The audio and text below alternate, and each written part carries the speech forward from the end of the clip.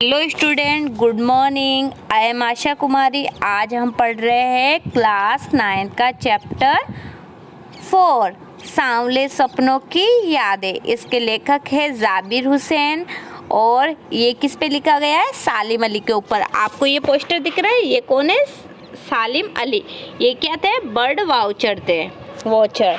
अब देखो, सालिम अली ने अपनी आत्मकथा फुल ऑफ ए स्पैरो में मतलब कि कुछ घटनाएं लिखी थी। उनमें से एक है, मुझे याद आ गया कि D.H. लॉरेंस की मौत के बाद लोगों ने उनकी पत्नी फ्रीडा लॉरेंस से अनुरोध किया कि उनके पति के बारे में कुछ लिखे।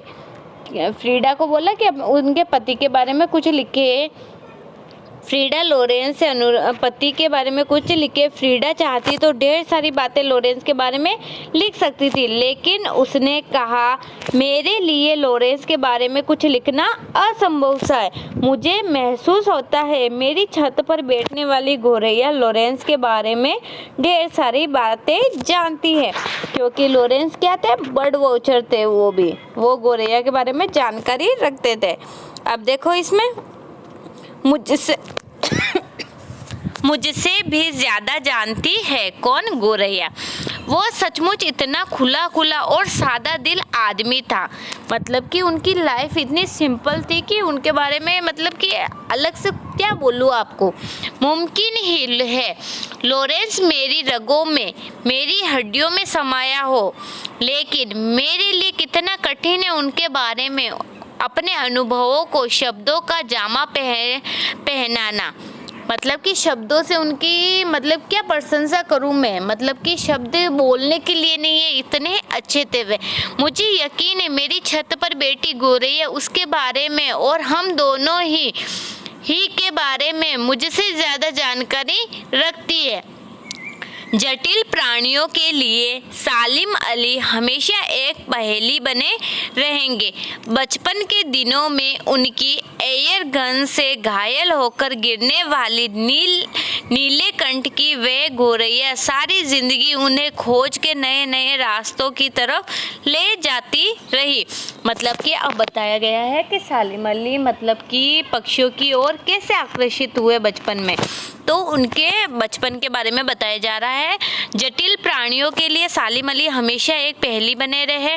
बचपन के दिनों में, बचपन के दिन की बात है, उनकी एयर गन से मतलब कि एयर गन से एक चिड़िया घायल हो गई। नीले कंठे की वह गौरैया सारी जिंदगी उन्हें खोज के नए नए रास्तों की तरफ ले गए, उन्हें और मतलब पक्षियों के बारे में जानकारी की ओर ले गए। जिंदगी की ऊंचाइयों में उनका विश्वास एक क्षण के लिए भी डिगा नहीं, मतलब हटा नहीं। वो लॉरेंस की तरह नैसर्गिक जिंदगी का प्रतिरूप बन गए थे। सालिम अली प्रकृति की दुनिया में एक टापू बनने की बजाय अथाह सागर बनकर उभरे। मतलब कि वो पक्षियों के बारे में हमें सागर की जैसे उनके बारे में जानकारी देके गए। जो लोग उनके भ्रमणशील स्वभाव और उनकी यायावरी से परिचित है, उन्हें महसूस होता है कि वो आज भी पक्षियों के सुराग में ही निकले हैं और बस अभी गले में लंबी दूरबीन लटकाए अपने खोजपूर्ण नतीजों के साथ लौट आएंगे। मतलब लोग अभी भी उनको जिंदा रखते हैं कि वो अभी आएंगे और अभी पक्षियों की जानकारी हमें देंगे। जब तक वो नहीं लौटेंगे, क्या उन्हें गया हुआ मान लिया जाए? मेरी आंखें नम है सालिम अली, तुम लौटोगे ना? कौन कहते हैं? ये जाबिर हुसैन जी कहते हैं। इसके क्वेश्चन आंसर हम अगले दिन PDF के रूप में आपको सेंड करेंगे। इसके आपको ये शब्दार्थ भी लिखने हैं अपने नोटबुक में, इसको लर्न भी करना है। और इस चैप्टर में जो आपको समझ में नहीं आया हो वो आप पूछ सकते हो। देखो, इसमें यह भी जानने में लिखा हुआ है, प्रसिद्ध पक्षी विज्ञानी। मतलब कि ये विज्ञान में मतलब पक्षियों के बारे में मतलब हमको ज़्यादा जानकारी देते हैं, तो ये बर्ड वॉचर थे।